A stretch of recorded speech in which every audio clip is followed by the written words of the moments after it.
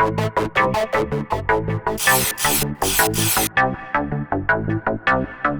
everybody. I'm Matt Stevens, and welcome to another We Love Cycling podcast. My guest on this particular occasion is none other than Mr. Zdeněk Štybar. First up, he is a triple previous cyclo-cross world champion, a Tour de France stage winner. He's won multiple Cobble Classics. He's a friend of We Love Cycling, and he's recently retired. We have a look back at his amazing career, the problems he's faced over the last couple of years, and importantly, we look to the future. I hope you enjoy it.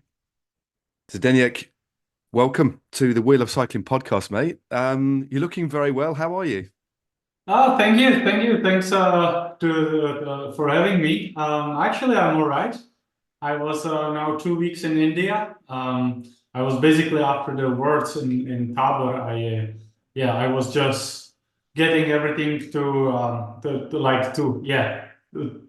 to enjoy the moments after the Worlds. And then I left to India for 2 weeks to change the mind, change the environment, and get ready for the new life. So a little bit weird, weird feelings, but it's so far so good. What made you choose to go to India? Because as you say, that's a completely different shift. Was it to forget cycling a little bit, maybe just to retune your mind? Because that's an interesting choice. To be very honest, it's I had many reasons for it. First of all, when I flew from Australia from the Worlds 2 years ago, we flew over India, and I was all like, actually, I really want to go to India. Then I really want to go also to the high mountains, to Himalayas, and I also when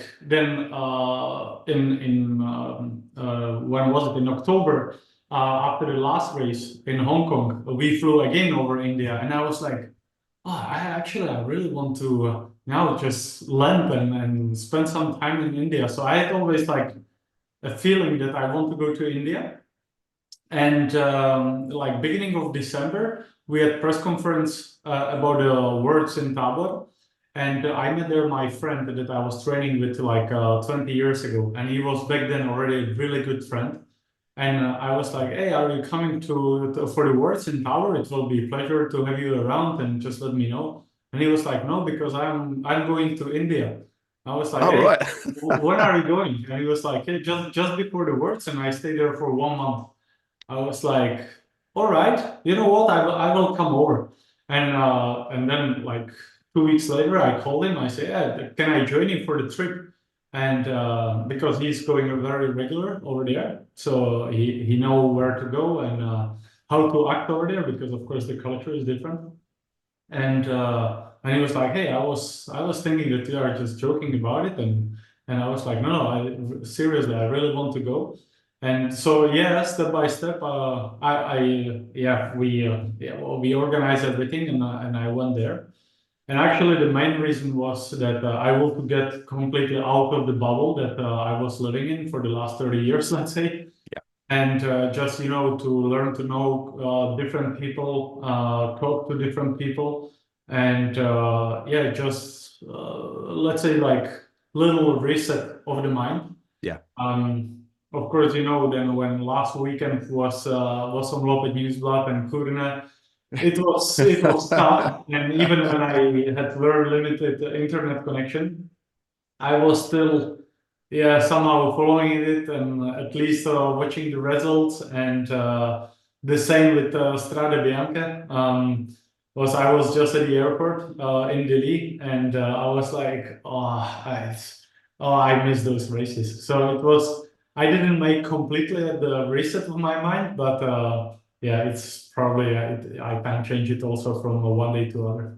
Of course, and that's the thing. You've been involved with cycling so long. Sometimes I think it's important to escape and do other things, but you never really can detach yourself from cycling, because it's been your life, hasn't it? I mean, and how do you actually after your trip, how do you feel now? Because it's only a few weeks ago that you were at the World Championships in Tabor. You did the wonderful We Love Cycling takeover behind the scenes. Everybody loved it. That's one of the reasons I thought, why haven't I called you before anyway? Why haven't we spoken? But it was very, very emotional, a really emotional time, and very clearly very special for you. But how do you feel now? There's been a bit of distance between the World Championships and the end of your career. How do you feel right this moment?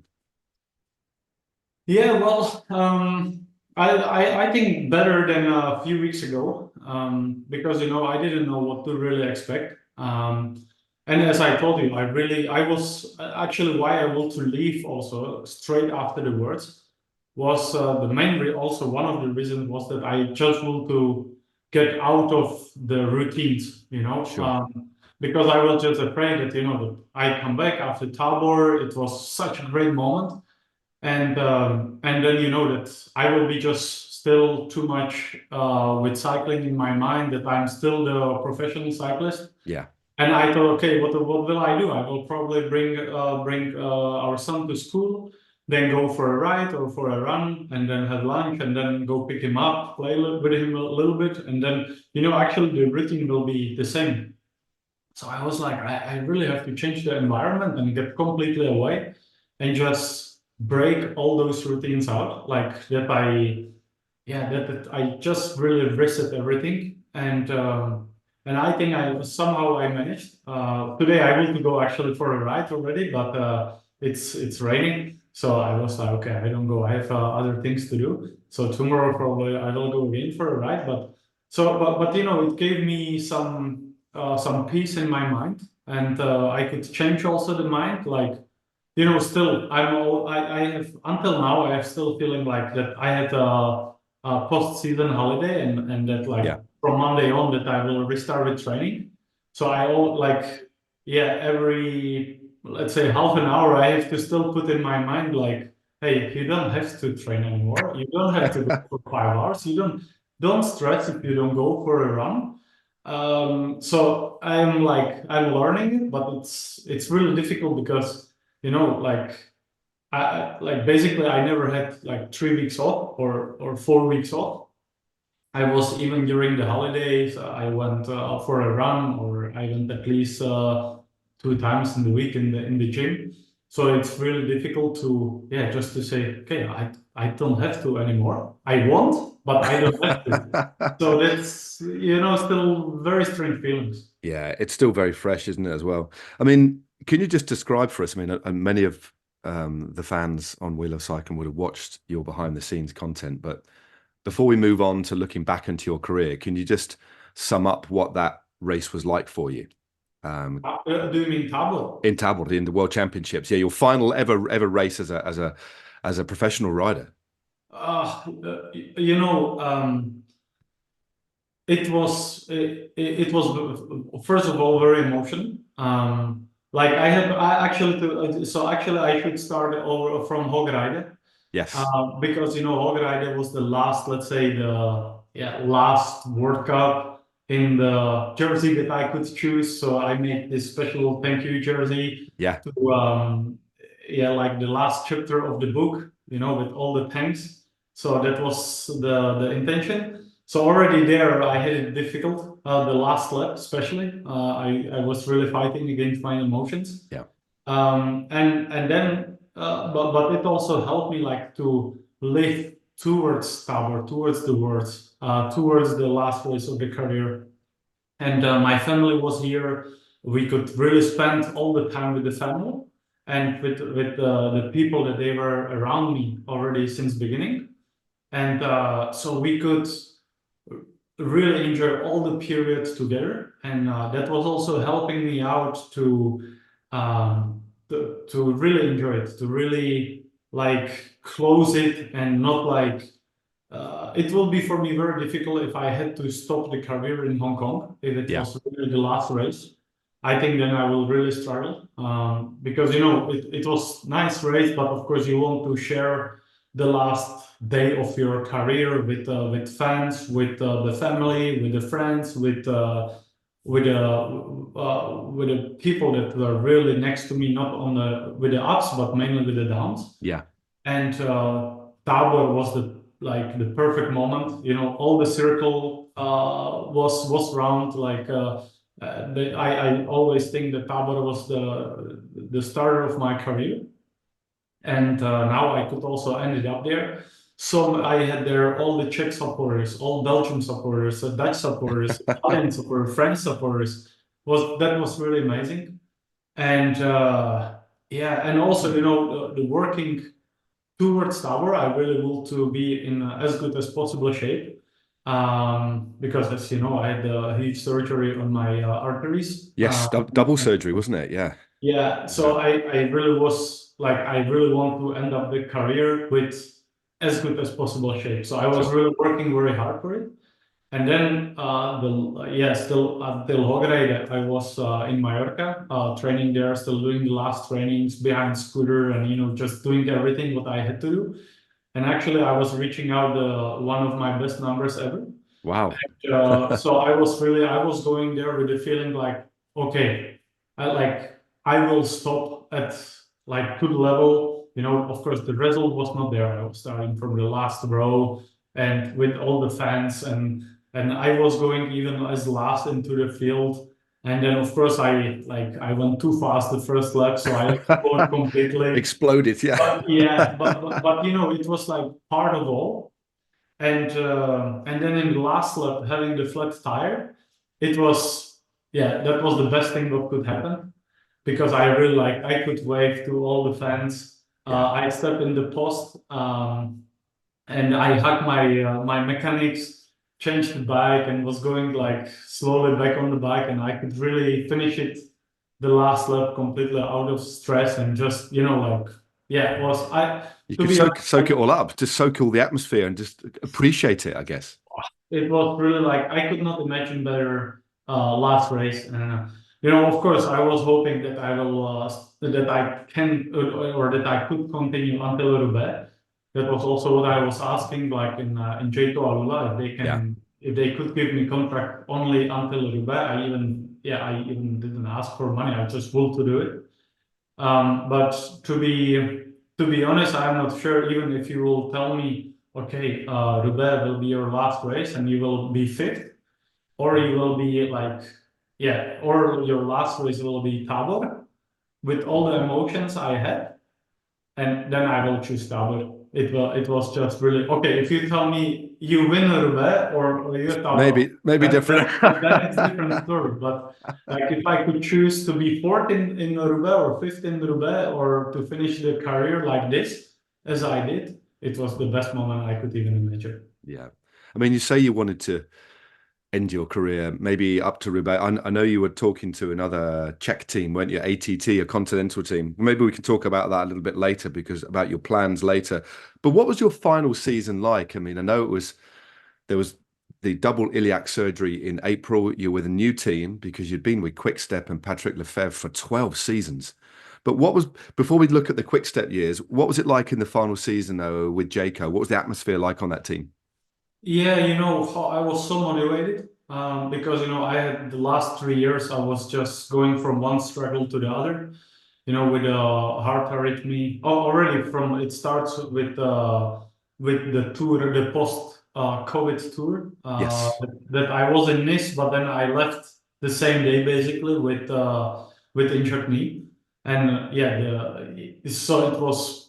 Yeah, from there actually the struggle started. Then I was in bad shape for the classics, the autumn classics. I did Vuelta, then I had there COVID, racing 5 days probably with COVID. 3 months later, I had the heart arrhythmia, and then, you know, so operated again, and then it was just rolling.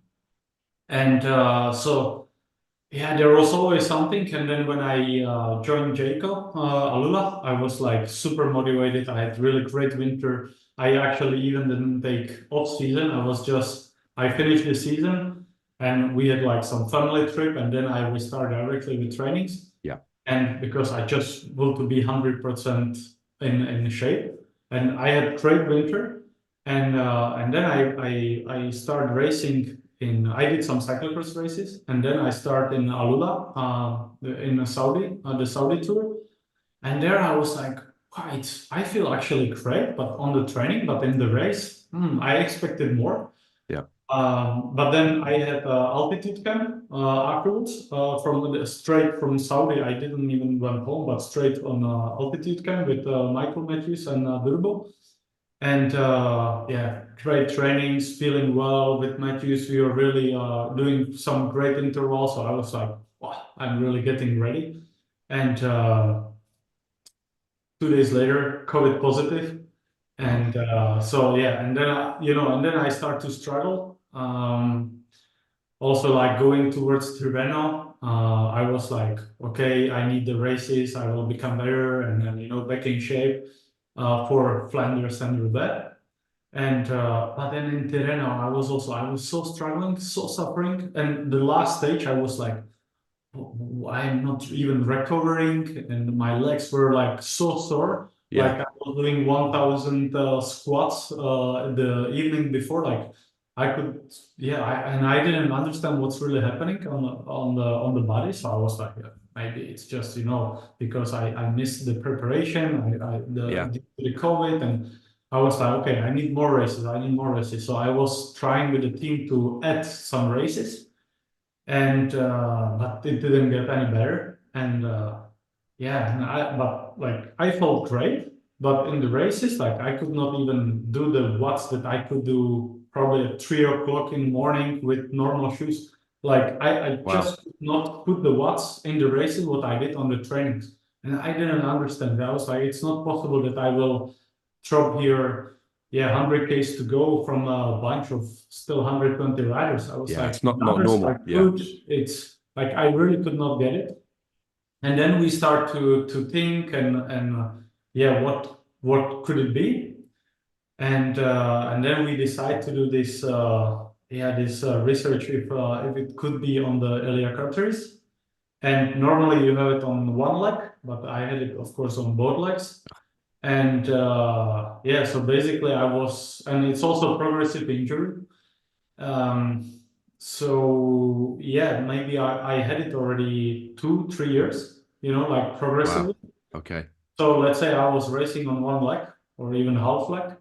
And so that was very disappointing, that I just could not like perform on the level I was training for. Yeah. And then yeah, after the surgery, I had 4 months off, like just training. And then I was like, okay, super motivated again, like training very hard. I did all I could. But then my wife had miscarriage, she had burnout, and all these things also privately didn't went really well. Sure. And then I restart racing in Arctic, and then I was like, actually the shape is not bad at all. Even the team was surprised, like, yeah, it's better than we did expect. We put you on the Renegade tour. I was like, oh great, it's just 2 days in between, so it will be tough. Yeah. But okay, I was super happy that I can go there. I love the race. And then the last 2 days, I was getting really tired. I was like, phew, okay, maybe okay. 4 months no racing, hard, tough race in Arctic, with the cold rain and whatever. We travel, Reneve again, a tough race. And then I was like, but the shape is coming. I will be ready for like Europeans and like the Primus Classics and the one-day races at the end of the season here in Belgium. So I was like, it will be all right, and I'm sure I will have contract for next year, and because the shape is coming. And so I was like counting like, okay, after Plouay, just 2 weeks, and it will Yeah. be great. And so I was like, convinced that I will be racing again in the finals.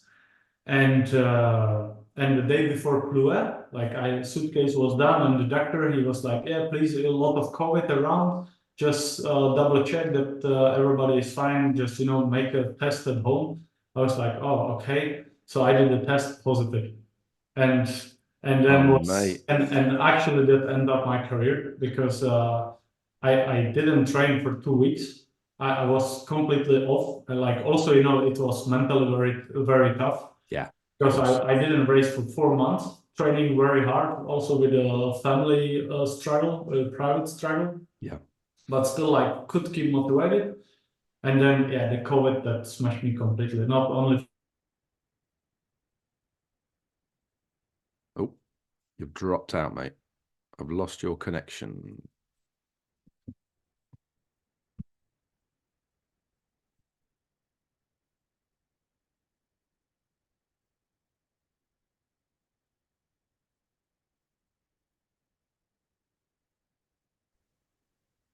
Oh, you're back.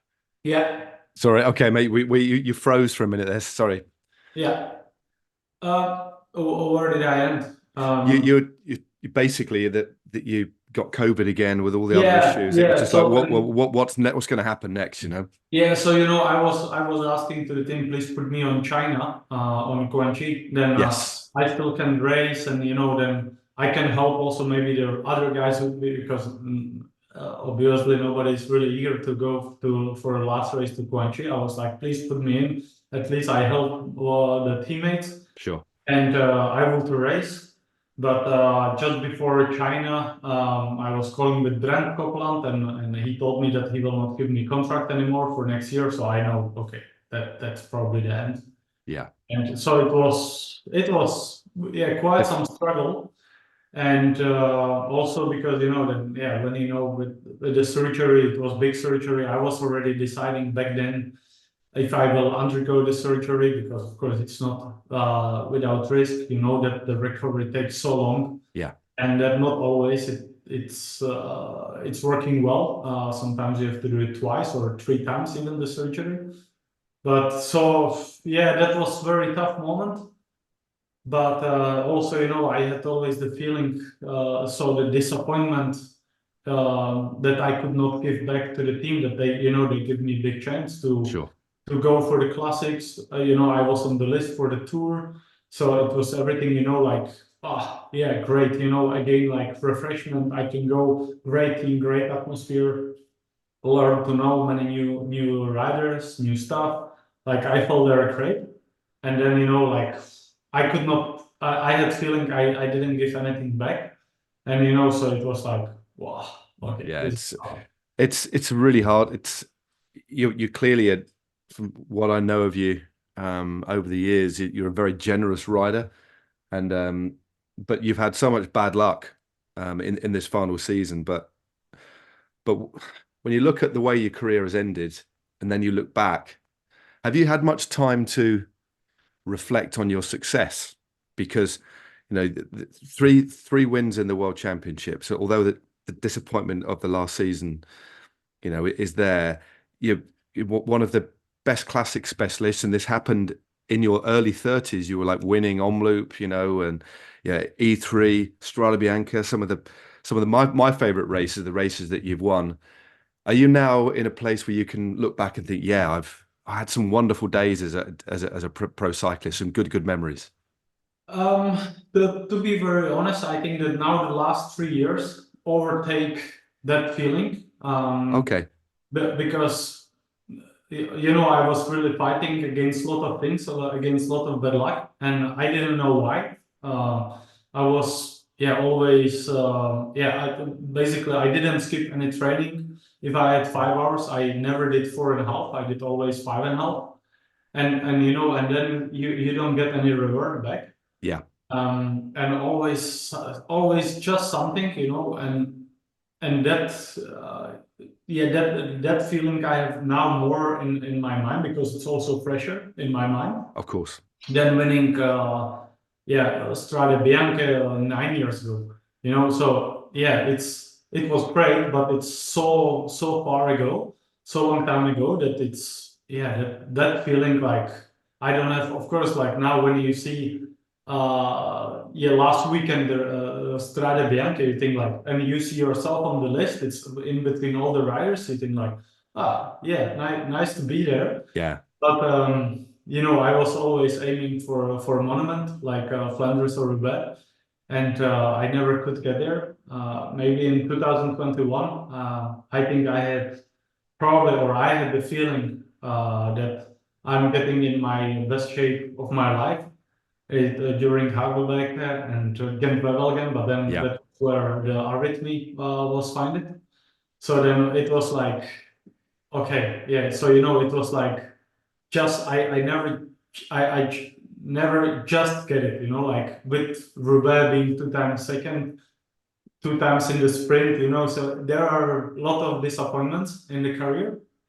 But I mean, this is like normal in sport life, and I have to be, of course, very thankful what I did achieve, and or what I get when I see the conditions from where I did start and where I end Yeah. up.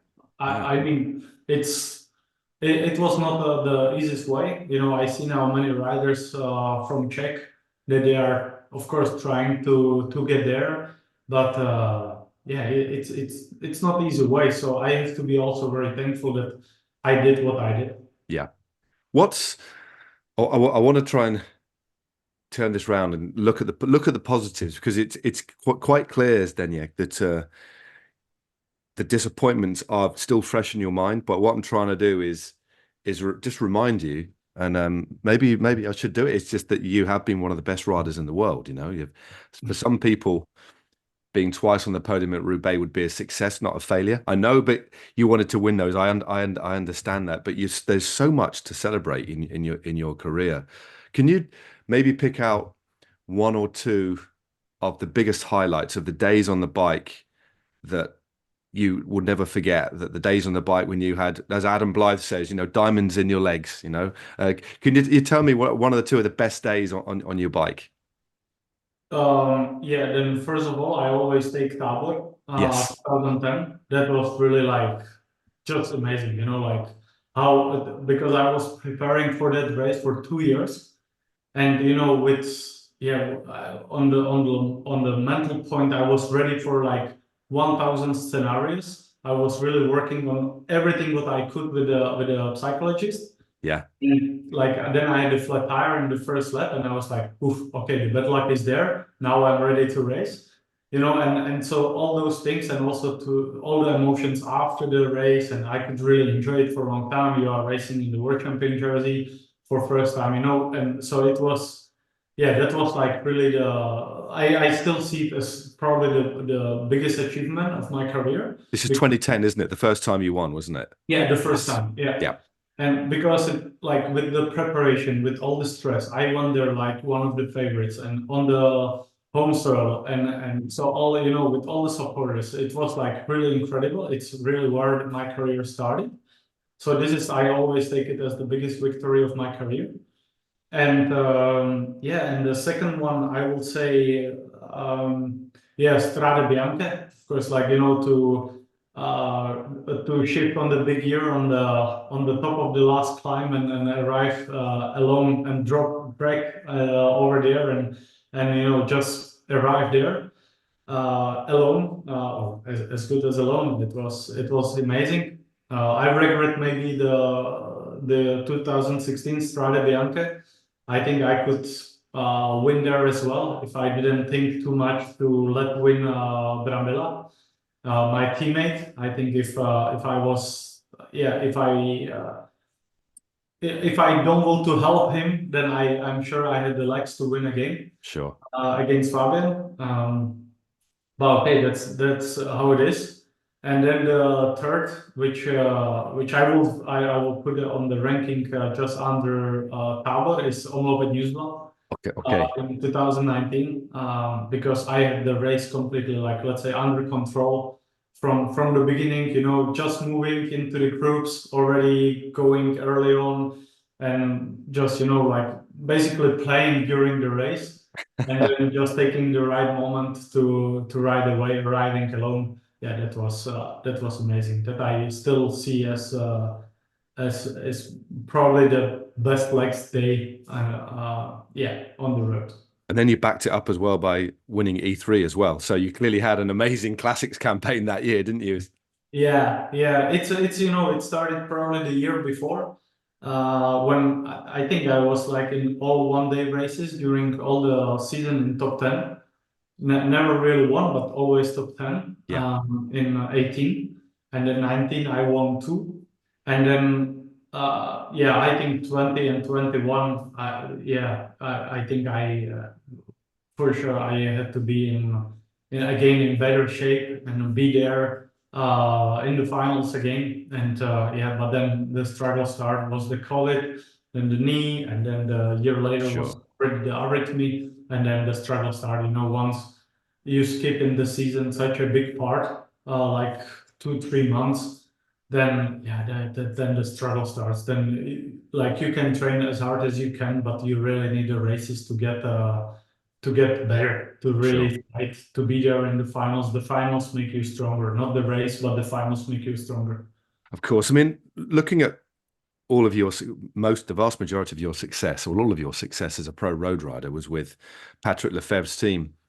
And at the time you were riding and winning, they were in their best years. I mean, it's always been a team that's massively successful. Maybe not so much now because we've seen the Visma Lisa bike now dominating, and other teams coming to the fore like UAE. But what was it like in those years? What was so special about riding with Patrick Lefevere in the Quick Step team for 12 years, over a decade, mate? It's a long time in one team, isn't it? So just Yeah. describe a little bit about what it was like being in that team during those moments that gave you all of those big wins, including in the Vuelta, including in the Tour de France, where you had stage wins as well. Well, I joined the team when they almost get out of World Tour. So it was 2011. I started the road career. But actually, I take it as my 2012. Then Mr. Bacala came. He bought a team, Right. and then there was directly the big change. Kev came. Many great drivers survived into the team. Like the team just changed completely. And then I take as 2013 my first full road, road season, because 12 I have done still too many cyclocross races, and 13 was my first full preparation road season. And it was we had always a great group, and I think really like from 14 until let's say 20, we had like so many good riders. If you think like Kev, Kittel, Tom, Philippe Gilbert, Kwiato, Alaphilippe. Yeah, Pedro, yeah. Alaphilippe, like we just named them all, and we Yeah. think like, whoa, what a Scary. teammate! Like how many? Well, like we went into wherever we arrived, whichever race it was, we always had potential winner. Yeah. So of course, you are on this winning mood. You have great group. You are a bunch of great friends actually, and you also act like this during the races. Sure. And once you start to win, it was just a snowball. It was just rolling. Like you knew that you helped today one guy, and 2 days later you received the same help from him. It was just going like this, and I think that the 1 year we were winning with 26 different riders, Easy, and isn't it? so basically I think only 3 riders didn't win, Yeah. and I was one of them. So that was tough. Yeah. But I mean, like almost everybody won a races, That's and incredible. that was very special. I mean, we had always the races in the hands. Like we start to pull us first. Like of course the other teams don't want to help us anymore because they were like, "Hey, you guys are winning too much." Yeah. So we were also frustrated. But yeah, that was the way how it was, and we had every race we had so much under control that we basically could do what we want, and we actually made this scenario of the races. Like there were no surprises. It was our cards that we were playing, Yeah. and Always on the front foot rather than always making the racing rather than reacting to the racing. exactly, Yeah. exactly. So Yeah. and then the atmosphere was just great. We were really in such a winning mood that nothing could go wrong. And even sometimes you were like, we were in a situation that we could never win the race, and we won. Or you think like, okay, that was really surprising. Nobody expected today we could even win the race. Yeah. And we did. We just somehow we could always manage that somebody won. That were seasons that we were winning more than 70 races a year. So Crazy, isn't it? It's that was crazy. That Yeah. was really crazy. What do you make? I know you were in, obviously, we talked about your injuries and your problems extensively in the last few years of your career, but from 2020 onwards, as we know, and I do speak to a lot of professionals about this, is about the new way of racing, the speeds, the training, the level of the young riders coming in is incredible. It's very exciting to watch as a commentator and as a fan, because I just love watching cycling anyway. I'm going to be I'm not commentating this week, but I watched Tirreno and Paris-Nice on television because I love it. But as a rider, what was it like these last few years? I know it was difficult for you because you weren't physically in the place you wanted to be. But what are your observations on the new way of racing, especially Tade the other week? Again, 81 kilometers to go. It's like, what? So just describe to me your thoughts on the new era of sport of cycling. First of all, I think we should realize that it's not only in cycling, but it's also in all Athletics kinds everywhere, of yeah. sports. It's even in business. Everything is going just much faster. There is, Good I think, point. maybe just much more pressure. Like younger people comes everywhere, like in whatever sport it is, whatever business it is. It's just, let's say, exchange of the generations. Yeah, And yeah, I think the main change start after COVID when we restart racing. And I think, just it was in our mind all the time, like that is maybe our last race. yeah, Let's race as its last race again for a few months. And so or to get on in the breakaways, in the early breakaways, it was already like so hard, yeah, and of course you had still some stages that it was like, okay, yeah, go, just go, but not if you had quickstep jersey on, of course. yeah, But I mean, like already the breakaways changed. It took so long before the breakaway was done. It was every time like 1 hour, 80 kilometers. I remember in Vuelta that we were racing, I think on average, the first 10 days was like 75 kilometers before the breakaway was gone. crazy, isn't And it? so, and then, so like the classics, it was the same. It took 100 kilometers until the breakaway was gone. Then you had like 20 Ks to recover, get the drinks. And then it's the final. And then you start already the final because Yeah, yeah, the first group that was like anticipating was going 100 Ks to go. So then, yeah, so it was about that. And so you get on the position and then you start the race again. And of course, the young riders, they change it with their mentality, like, okay, we go for it. We are confident, we can go for it. Like if we explode, we explode. We are young, we are 20 years, 22 years. Let's learn out of the mistakes. yeah, And I think that's how the cycling is going. Now the question is for how long it will go like this, Um, yeah, maybe it will change once, once the teams will really dominate again, like,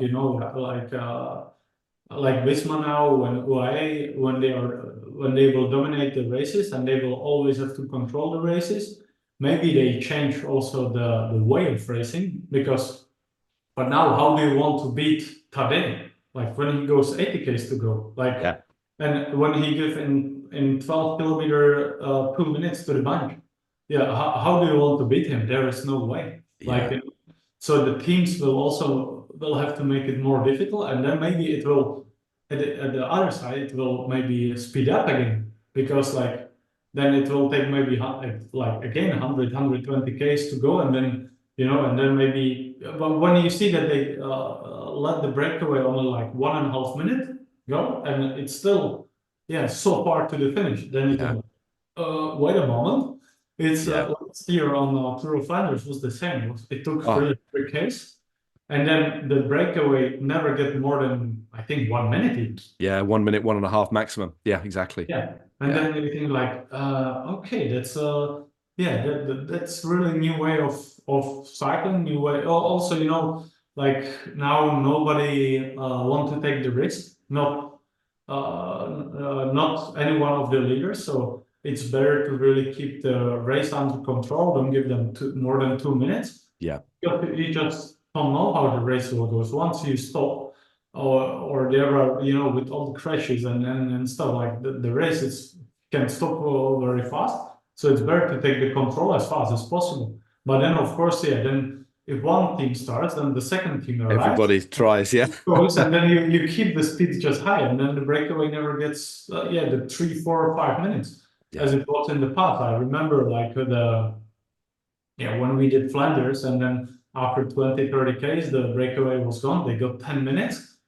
and yeah, and then the team arrived, and then slowly, you know, like chasing, but having good pace, you know, like so you still could go back to the car, like, and then, you know, the important places arrive, and then you went really hard into the important places. But now Sure. speed is always very high.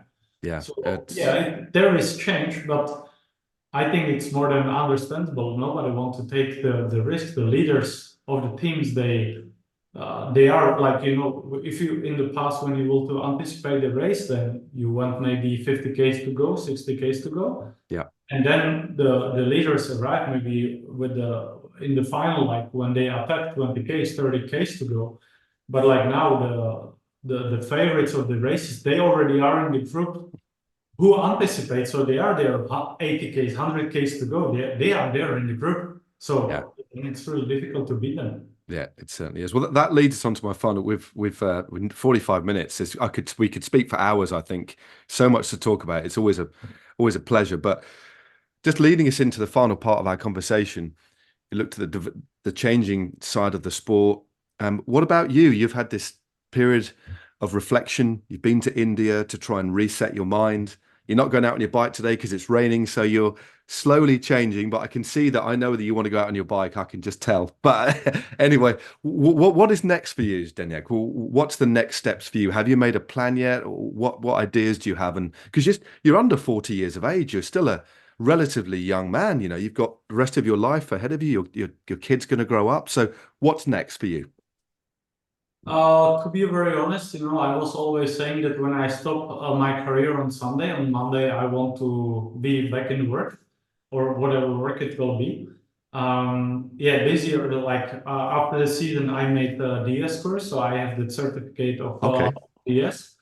So that was it was as a first. It went through my mind. Okay, I will stay in cycling. I will do. I will be DS. I had few interviews, but all the teams they will that I start in December already. But I really want to finish the career in Tabor. So maybe that will be something for next year. Now, actually, at the end, I'm happy that it didn't work out. I also didn't went through all the teams if I want that I want to join. It's not kind of dream job, but yeah, now I want to settle down a little bit. We have still some family issues, let's say, that we have to solve. Okay. And yeah, I have like nice deal with Skoda, so I will attend few events with them. Yeah, the same with Ridley, the same with some other sponsors with like Kalash. Sure. So I have already a few nice activities to do this year, and I think that's about what it will be. You know, I have still my B&B in Czech, the bike rental at Mallorca. So there are like enough activities that I can keep busy myself. And then, yeah, I just want to go on, but I don't want to push it hard. I really want to sort a lot of things out and see where the life brings me. It's I think I learned a lot of things now in India. How can you approach the life, and that yeah, that you don't always have to be like in under so much stress, and that you don't always um, want to go for more and more and more. And when you have more, then you still want more.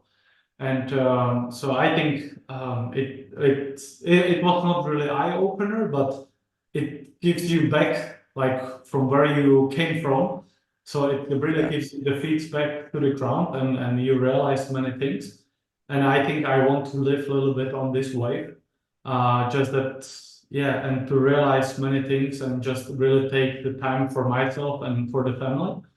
And from there I start. So it's I'm sure that there will be many nice projects to come, but I don't want to jump on the first project that comes in my mind, or that somebody will tell me. I really want to be 100% sure. Okay, now I go for it, and I go for it. I was always living like this as in my career, like I start training, so I go now 100% for my training. And if there will be some project like this, I really want to go 100% for it. And yeah, so this is the way how I want to approach the coming weeks. And yeah, so I don't know where I will be in half year. I don't know what I will do in 1 month. I don't know. I know what I will do tomorrow, but I That's really want yeah. to. Probably I will be on the bike. But no, I really want to take it a little bit easy and to get some refreshments in my mind. Brilliant. Zdeněk, it's lovely talking to you. Thanks very much for your time, and the best of luck. And hopefully, you never know, maybe at a Skoda event at some point, our paths will cross, and we can maybe have a Belgian beer somewhere, and maybe a bike ride. That'd be Yeah, really that nice. will But be, or maybe the combination of. or maybe a bit of both. Yeah, definitely. Yeah, let's do that. Fantastic. You take care, and we'll catch up with you very soon. And thanks again for your time. Thank you. Thank you very much.